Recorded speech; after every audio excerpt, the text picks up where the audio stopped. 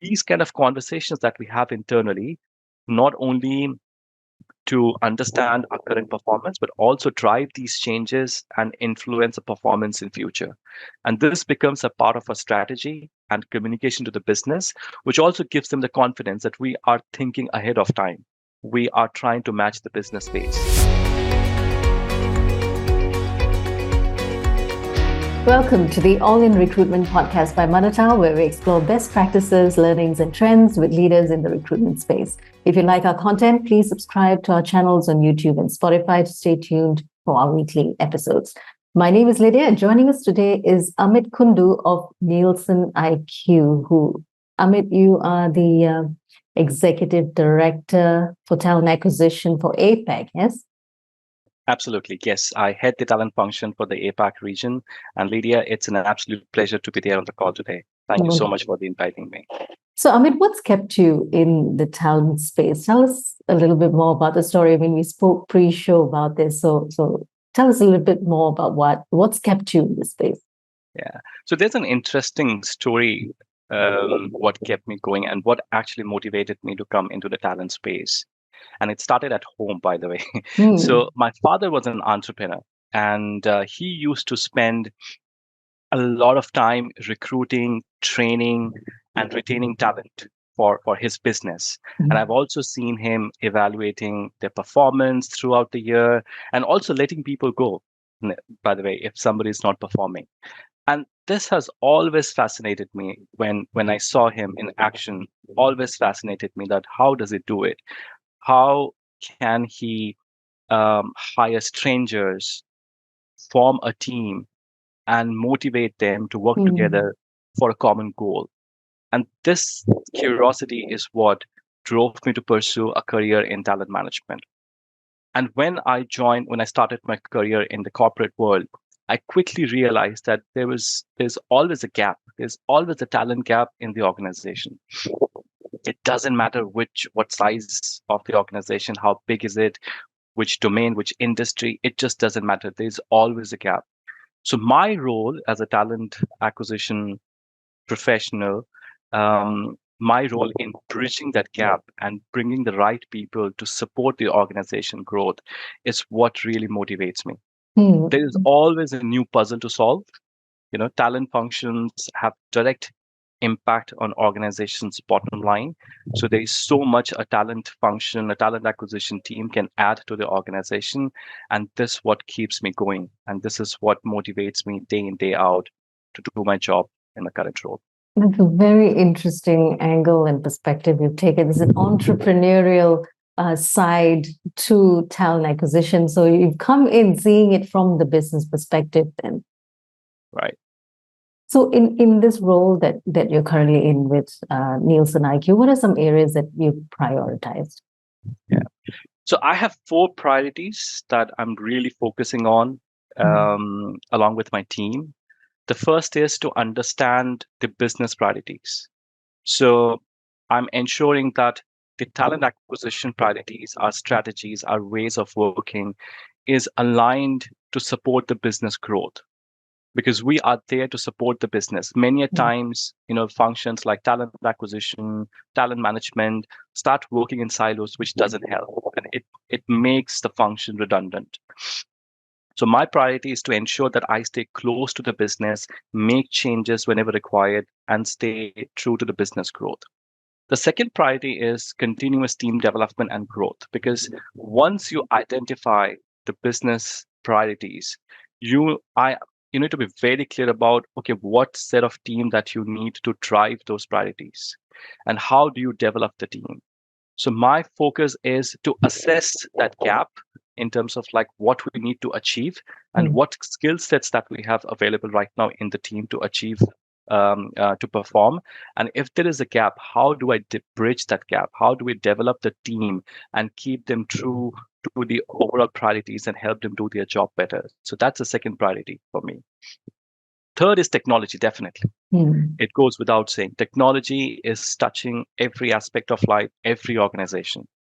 So what I'm trying to do is how to identify some 1 or 2 key technologies or tools which can allow my team to create more space and time for themselves to create more value added activities like business partnering, consulting with the business, provide them market insights, which could make them, which would help them make right decisions, and also engage with the talent more effectively.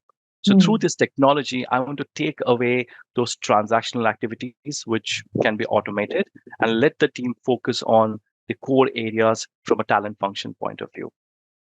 Also, staying on technology, there's a lot of discussion about AI and Gen AI. Mm. What I'm also trying to explore is that how these tools and technologies can help us making our processes smarter.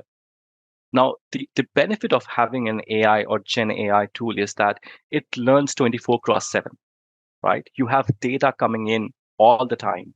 Humanly, it's not possible for your team to work 24 cross 7, right? So if you need to make decisions faster, if you want a form through which you can learn faster and get insights, you need some form of AI or Gen AI tool which can monitor the data and generate insights 24 cross 7, which will ultimately help the team as well as the business to make the right decisions.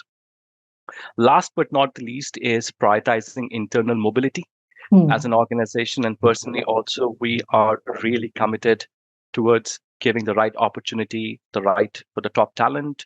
This would also helps us. This also helps us in bridging the skill gaps, reducing the time to fill, and also reducing the cost. And this requires extensive communication, awareness, and the most important thing is understanding about our available talent internally. Right?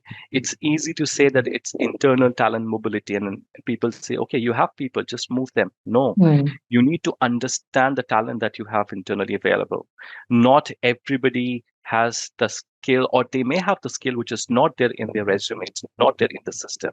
So having those conversations, making the people aware of the internal mobility plan and facilitate that, that's another priority that we have. So these are the four things which I'm really focusing on, and I believe this is going to help and shape the organization much better in the coming days. Indeed. And would you say that these four elements or these four pillars are crucial parts of what some may call future proofing talent acquisition? Absolutely, absolutely. See, that's another thing which we need to understand as a talent function is that many a times we get stuck with the current problems, with the current situation. We need to start thinking about the future, right? How we can make impact in the future, how we can start building the talent for the future. And some of these focus areas that I have, this is what's going to help us not only solve the problems of today, but also build a strong talent community for the future and also a strong team of talent acquisition to solve the problems of the future.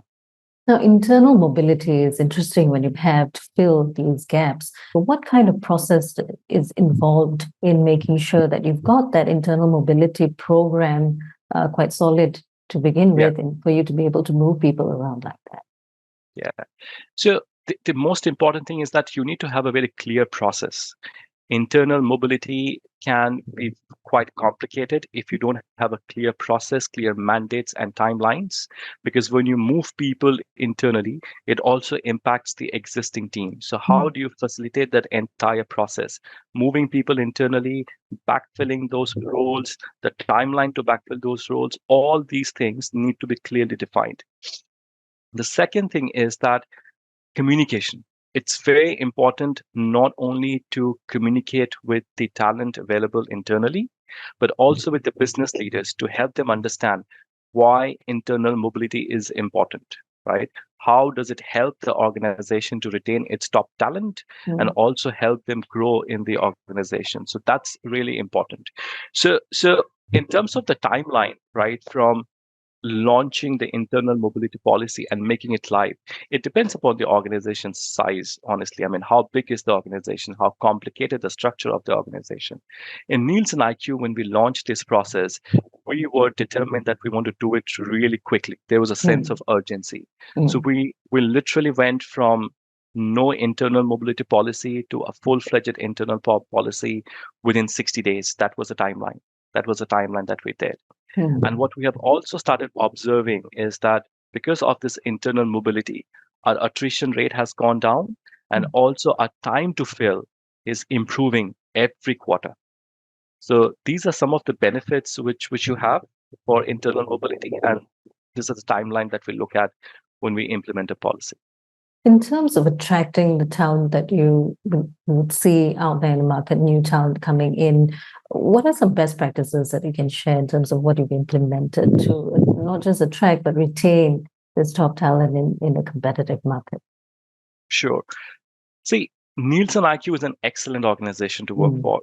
We are pioneers in customer behavior intelligence. We work with some of the largest clients, advanced clients in the FMCG and tech and durable industries. And in order to match our clients' growth and aspiration, we have made significant investments in technology and people.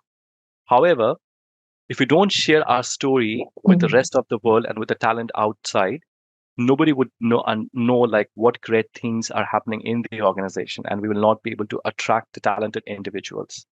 So in addition to the usual social media communication, advertisement, etc., what we ensure is that we organize leadership talks on time to time basis so that the external talent can hear and interact directly with our leaders who are leading these changes and initiatives in the market. They can have direct interactions, they can ask questions, and they can understand how the organization is shaping and what kind of investments we are doing, not just on the technology, as we mentioned, but also on the people. This is an excellent way to connect with the desired talent pool and also understand what are their aspirations, what today's talent is looking for in an organization to build their career, to stay for long. So this is an innovative way that we have started, letting people know about the great things that are happening in the organization. And we have already started seeing some great results. Apart from that, in terms of future talent assurance, we invest a lot in early careers. So we know the kind of future talent that we need every year. So basis that, we build our early career program. And it is not just a hiring day event. We engage with those organizations, with those institutes, and let them know about what is happening in the organization.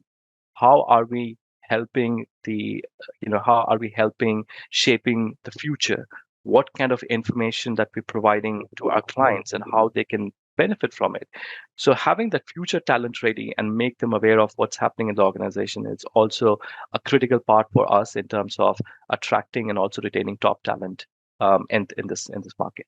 Yeah, for both those groups, it seems as if growth, NielsenIQ being a place for growth and development is definitely the angle that it's taken there, right? And NielsenIQ is obviously, as you said, it's known for its emphasis on data analytics and insights, etc. So how do you make sure that your talent strategies as well align with the company's sort of analytical business culture?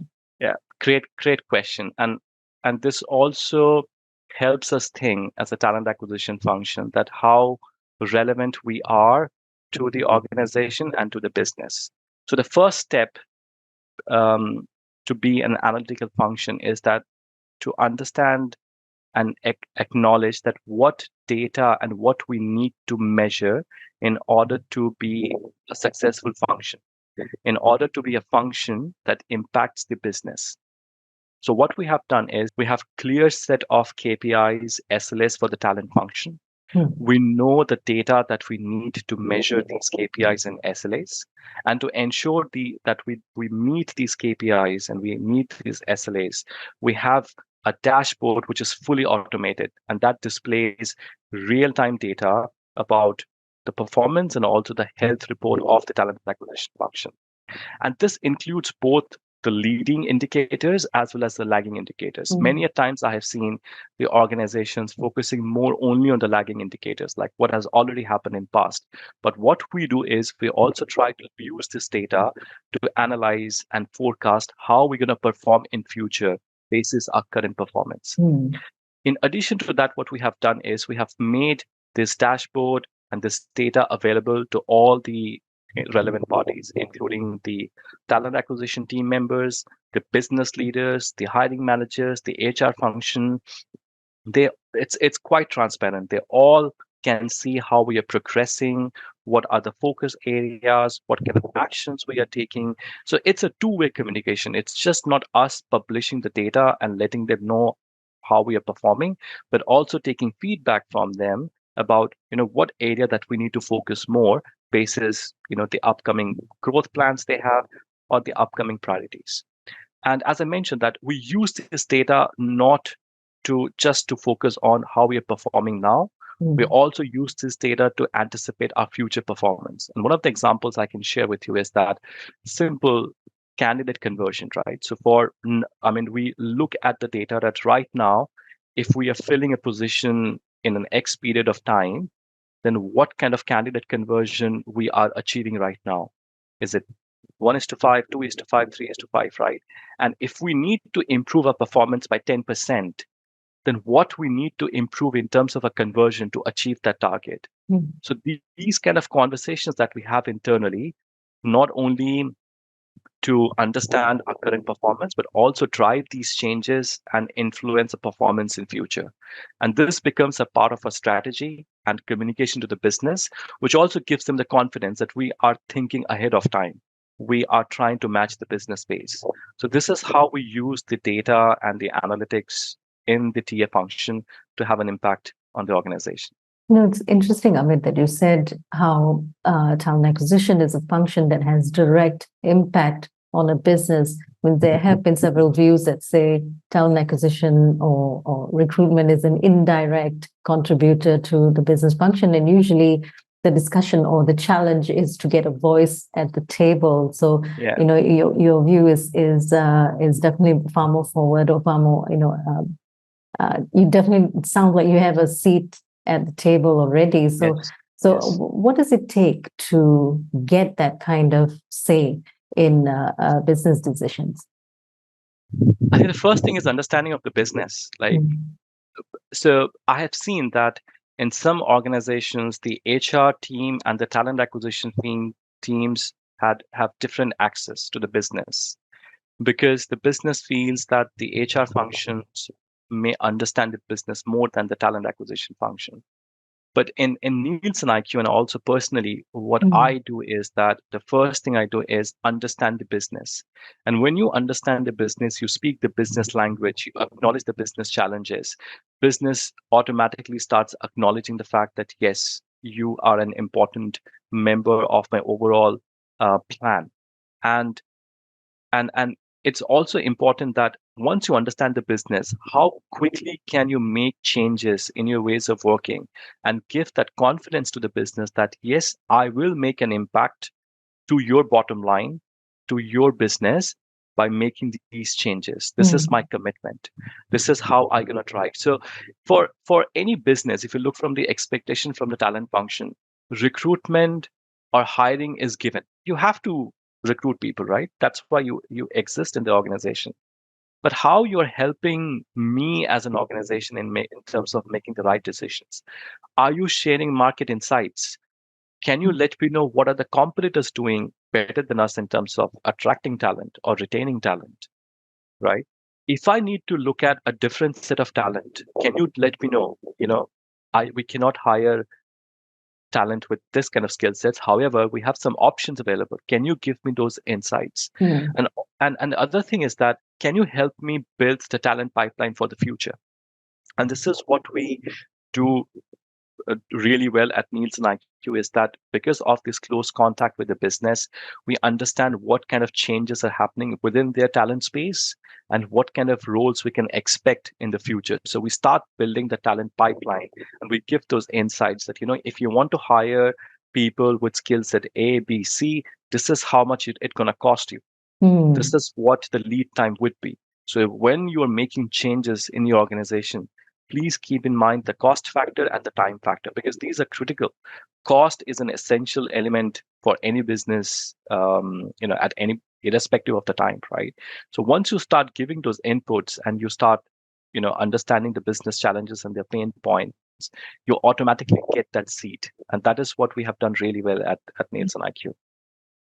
And from that cost relating to the time to hire and relating to getting the right kind of talent in and making sure you have that whole talent plan mapped out is definitely costly, not just in terms of monetary, not just money, but also in terms of time. So the next question would be employee retention. Obviously, this, you've already spoken about internal mobility, reducing attrition, and then there are also opportunities for growth. So in terms of employee retention, what might be some other plans that Nielsen IQ perhaps has in place, or maybe in your experience might be useful to for organizations that want to look at this element or this factor, and how does talent acquisition contribute to this effort?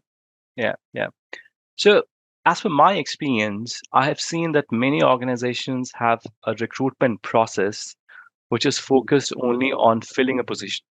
But at Nielsen IQ, the way we have designed our process, it is just not filling a position. It is also about retaining the talent. And how do we do it?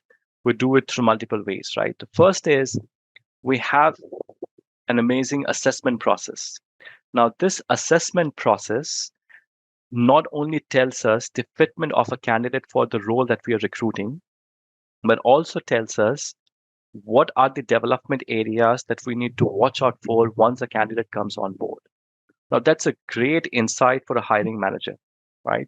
Just imagine like you are recruiting a person and you are getting a report that, yes, this person has following skill sets matching to the role, but you also need to watch out for these following things. So start working on your coaching plan, on your development plan when the people come on board, when the person comes on board.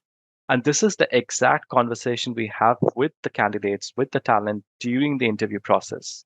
Very transparently that, you have the following skill sets because of which we would like to make an offer, but you also need to be aware of the following development areas which we are ready to invest and spend time on you, but you also need to reciprocate. So that's the level of transparency we maintain in our evaluation process right from the day one. Second thing is about the engagement level, right? We let, apart from the role, right, which is very basic, this is a job description, this is the roles and responsibilities that you need to execute. Those are given, right? But what we also do as a talent acquisition function is that we make the talent aware of our value propositions, right? When you join the organization, what kind of behavior that you need to exhibit? What are our employee value propositions? What are our principles? How we develop our talent internally. We also let them know our internal mobility program well in advance, so that they can envision that when they join Nielsen IQ, what is the long-term career that they can build with with Nielsen IQ? How much time does it take to get on the next level? And this is what Gen Z wants, right? If you look at the Gen Y, Gen Z, they don't want to wait for things to happen, right? They want that control. That yes, if I join, I want to have a control of my career. And when we start communicating all these things, we make them aware, and we will also let them know like how you can how you can control and navigate your career in Nielsen IQ. So these are some of the things which we practice really well at our recruitment stage, which helps us ensure that we not only attract the right talent, but also give them the visibility about what's their future going to look like once they join the organization. In fact, the intent for retention is already embedded into the process, it looks like. Yes. I mean, we've reached the last part of this, and just before we wrap up, I would like to ask, what advice would you give someone who's starting out in the people space today? Yeah. So, when I started my career, the first thing which my manager told me, and I still remember it and still practicing, is that, and I mentioned this multiple times during our conversation, is that stay close to business. We, as a talent function, we're not a silo department, right? We are there to support the business and support the organization. So it's important, if you are starting your career in talent or you're joining any organization at any stage of your career, spend time to understand the business, understand business priorities, understand organization priorities, and adapt to those priorities. This would require one to change. I have changed myself from organization to organization. There's no way we can say, yeah, this is my style of working, and I will continue to work like this throughout my career. That is not the option these days. So we need to adapt basis the business priorities. Second is use technology. Don't hesitate to use new technology like ChatGPT, Copilot from Microsoft, and see how these tools can help you to do your job better. Of course, every organization has its own technology stack, which we should definitely spend time and understand. But then individually as well, we should be aware, we should be technology aware. We should be aware of like what are the new things coming up in the market and how it can help us individually to grow. And that takes me to the next point is that never stop learning. Many a times I have seen that once when people join a new organization or when they join their dream organization, they stop learning. They stop doing the same thing again and again. And that's a perfect recipe to disaster, right? So as a talent function, you cannot stop learning. There is so much available in open space to learn, to develop, and be ready for the future. So never stop learning. Last but not the least is that challenge status quo. Be agile, be open for change. Do not confine yourself to a certain style of working or to a mindset. This mindset of like not changing or sticking to one specific ways of working will have a very short lifespan in today's world. So these are the four things which I practice even now, and I would suggest this to anybody who is starting their career in talent function or even changing jobs and joining a new organization. Thank you so much. I mean, these are great and valuable insights you've given, even in intricate, or rather in a very close look into the processes involved in creating a solid talent acquisition function that is not only prepared for immediate needs of a business, but also future needs of a business. So it's been great having you on the show. I mean, I'm sure whoever's listening in today might want to pick up a conversation with you. So where can they find you? What's your preferred channel? The best way to reach out to me is LinkedIn. I'm very active on LinkedIn. You can find my profile, drop a message to me, send a contact conversation request. I'll be more than happy to get into any conversation. I like talking to people. I like learning new things, sharing my experience and learning from others people's experience. So feel free to reach out to me on LinkedIn. Thank you very much, Amit. Thank you so much, Lydia. Pleasure having this conversation. And we have been in conversation with Amit Kundu of NielsenIQ. Thank you for joining us, and remember to subscribe to stay tuned for more weekly episodes of All in Recruitment.